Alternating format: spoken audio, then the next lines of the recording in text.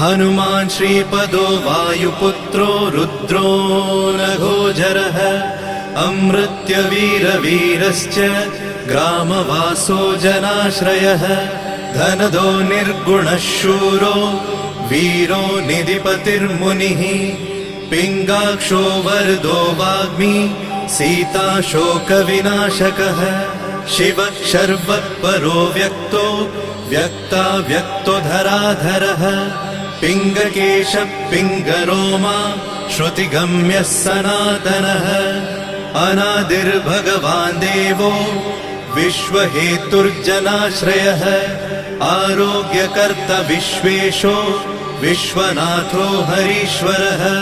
भर्गो रामो रामभक्तः कल्याणप्रकृतिस्थिरः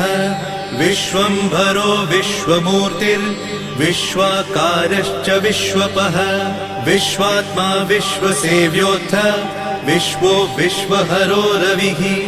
विश्वचेष्टो विश्वगम्यो विश्वध्येयः कलाधरः प्लवङ्गमः कपिश्रेष्ठो ज्येष्ठो विद्यावनेचरः बालो वृद्धो युवा तत्त्वगम्यः सुखो यज।